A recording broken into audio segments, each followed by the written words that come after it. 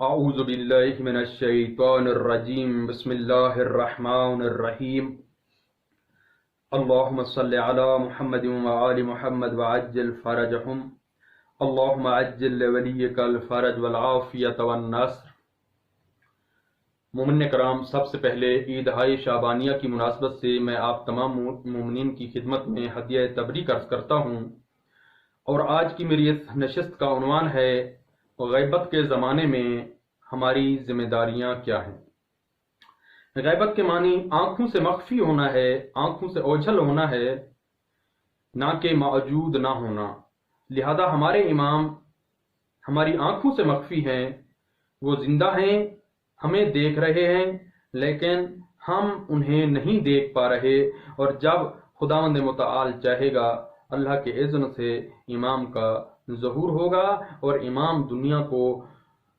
عدل و انصاف سے بھر دیں گے جس طرح دنیا ظلم و جور سے بھر چکی ہوگی۔ یملأ اللہ الارض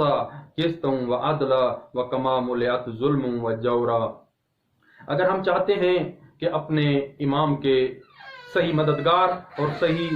انتظار کرنے والے بن جائیں، تو اپنے زمانے کے امام کی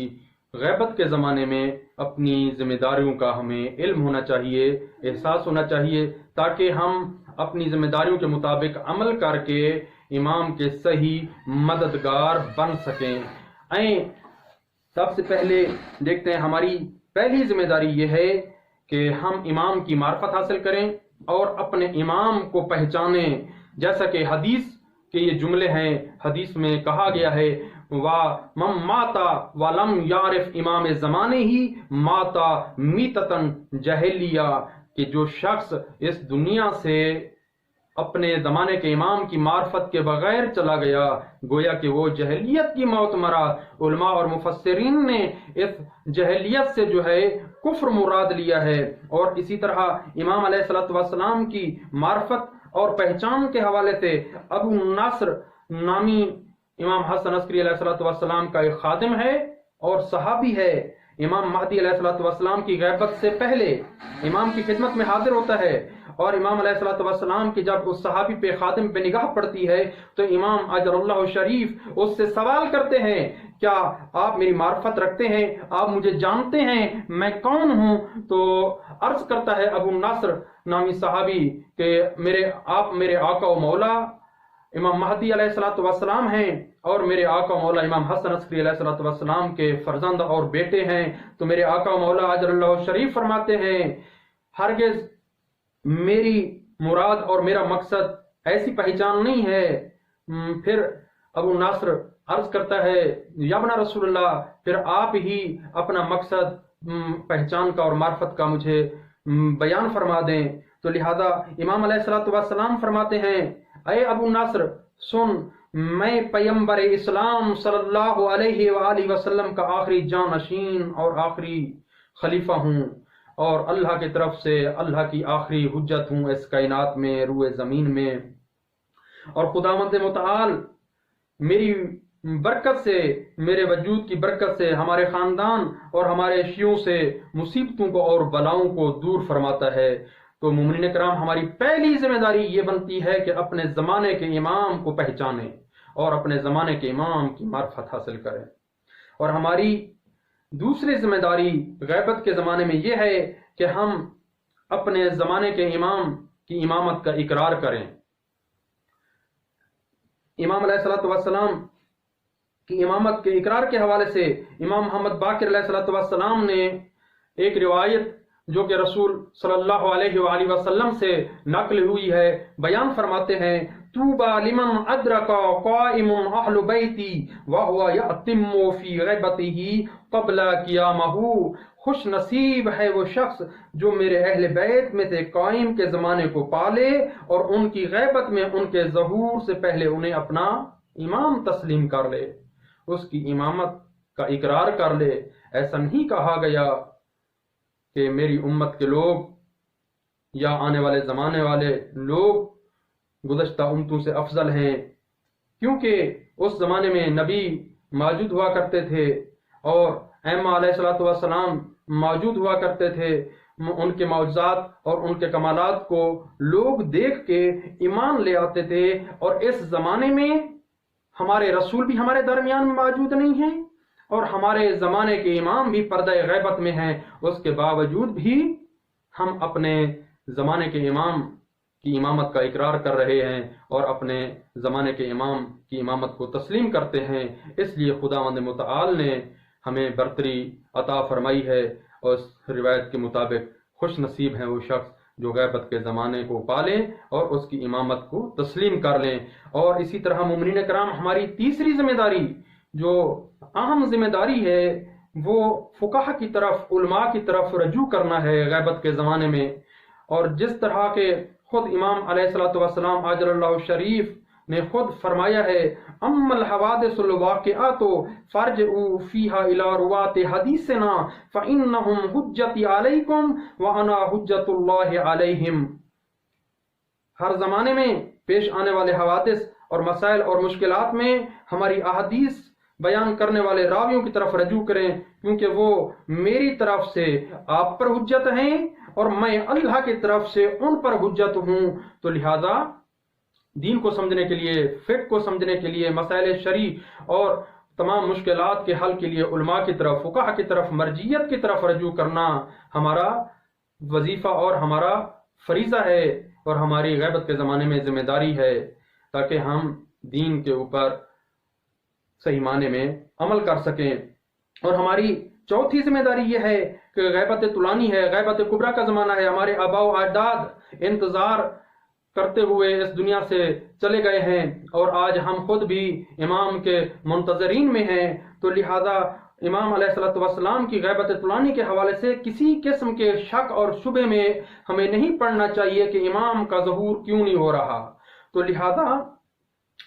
جو شخص بھی اس دنیا سے امام کا انتظار کرتا ہوا چلا گیا، اور جب امام کا ظہور ہوگا تو اس شخص کو رجب میں دوبارہ پلٹایا جائے گا، جیسا کہ امام کی حکومت ہوگی، اس میں انبیاء علیہ الصلوۃ والسلام بھی کچھ تشریف فرمائیں گے اور امام معصوم علیہ الصلوۃ والسلام بھی تشریف فرمائیں گے، اور اسی طرح وہ مومنین جو اس دنیا سے امام کا انتظار کرتے ہوئے چلے گئے، امام کا ظہور نہیں ہوا، تو لہذا امام کی حکومت میں، امام کے ظہور میں جو ہے ان کو دوبارہ پلٹایا جائے گا اور ان کو دوبارہ رجت دی جائے گی۔ تو اسی لیے امام علیہ الصلوۃ والسلام نے حدیث فرمائی ہے،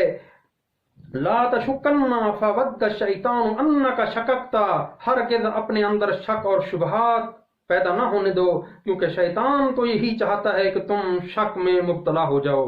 تو لہذا امام کی غیبت کے حوالے سے کسی قسم کے شک میں نہیں پڑنا چاہیے انسان کو۔ ہماری پانچویں ذمہ داری یہ ہے غیبت کے زمانے میں کہ اپنے دین سے متمسک رہیں، اپنے دین سے جڑے رہیں، کیونکہ خود امام صادق علیہ الصلوۃ والسلام سے شیخ کلینی نے اس حدیث کو نقل کیا ہے، ان لصاحب هذا الامر غیبۃ فلیتق اللہ عبد ولیتمسک بدینہ، بے شک صاحب الامر کے لیے غیبت ہوگی جس میں لوگوں کو خدا سے ڈرنا اور اپنے دین پر متمسک رہنا چاہیے۔ تو لہذا اس حوالے سے ہمیں اپنے دین کے اوپر متمسک رہنا، اپنے دین سے جڑے رہنا ہمیں تاکید کی گئی ہے، اور امام صادق علیہ الصلوۃ والسلام سے اس کے اوپر یہ روایت ہے، حدیث ہے۔ اور ہماری چھٹی ذمہ داری یہ بنتی ہے غیبت کے زمانے میں کہ ہم نے امام کی امامت کا اقرار تو کر لیا ہے، لیکن وہ کمال نہیں ہے۔ کمال تب ہے جب ہم اپنے زمانے کے امام کی امامت کے بعد اس کے اوپر ثابت قدم رہیں اور امام کی امامت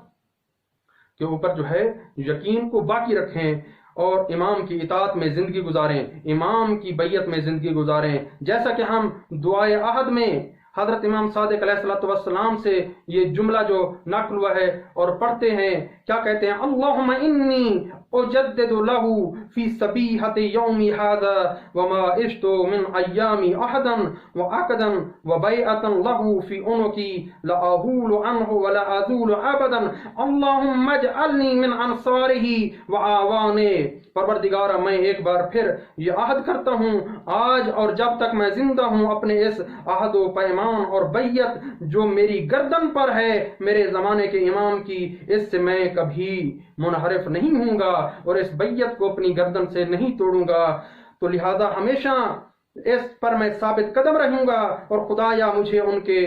انصار اور اعوان میں قرار دے۔ جب ہم دعائے عہد پڑھتے ہیں تو یہ دعائے عہد کے جملے ہیں کہ جب ہم دعائے عہد میں اپنی اس امام کی بیعت اور امام کی اطاعت کا تجدید عہد کر رہے ہوتے ہیں، تو لہذا ہماری ذمہ داری ہے کہ ہم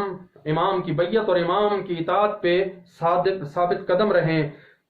اسی طرح امام سجاد علیہ السلام فرماتے ہیں، جو شخص ہمارے قائم کی غیبت کے زمانے میں ہماری ولایت پر قائم رہے گا، خداوند متعال اس کو شہدائے بدر اور احد کے 1000 شہیدوں کا ثواب عطا فرمائے گا۔ تو لہذا ایک بہت بڑی خوش نصیبی ہے مومنین کی کہ جو امام کی امامت پر ثابت قدم ہیں اور ان کو خداوند متعال شہدائے بدر اور احد کے 1000 شہیدوں کا ثواب عطا کرے گا انشاءاللہ۔ اور اسی طرح ہماری 7ویں ذمہ داری جو غیبت کے زمانے میں بنتی ہے، امام کے ظہور کے لیے وقت کا معین نہ کرنا۔ مومنین کرام، وقت کا معین کرنا خدا کے ہاتھ میں ہے۔ جب خدا کی مصلیت ہوگی، امام کا ظہور ہوگا، تو لہذا ہمارا کام امام کے لیے وقت معین کرنا نہیں ہے، بلکہ ہم امام کے انتظار میں رہیں۔ جیسا کہ امام صادق علیہ السلام نے فرمایا ہے، ہم نے نہ تو پہلے ظہور کے لیے کوئی وقت معین کیا ہے اور نہ ہی آئندہ وقت معین کریں گے۔ امام باقر علیہ السلام کے ایک صحابی ہیں، امام کے ظہور کے بارے میں سوال کرتے ہیں، تو لہذا امام باقر علیہ السلام فرماتے ہیں، جو شخص بھی امام مہدی علیہ السلام کے ظہور کے لیے وقت معین کرتا ہے، جھوٹا ہے وہ شخص۔ امام علیہ السلام نے 3 بار اس جملے کو رپیٹ کیا ہے، تکرار کیا ہے، نفی کی ہے اس کی کہ جو شخص بھی امام مہدی علیہ السلام کے ظہور کا وقت معین کرتا ہے، جھوٹا ہے وہ شخص، جھوٹا ہے وہ شخص، جھوٹا ہے وہ شخص۔ تو لہذا ہمارا کام امام کے ظہور کے لیے وقت معین کرنا نہیں ہے، بلکہ ہم امام کے منتظرین میں شمار ہوں اور امام کا انتظار کریں۔ اور اسی طرح ہماری 8ویں ذمہ داری غیبت کے زمانے میں یہ ہے کہ خود امام علیہ السلام نے بھی اس کی طرف ہمیں اشارہ فرمایا ہے اور آگاہ کیا ہے کہ برے اعمال سے دور رہنا، کہ امام علیہ السلام کی امامت میں جو ہے انسان برے اعمال سے دور رہے۔ امام علیہ السلام فرماتے ہیں، فما یحسبونا فما یحبسنا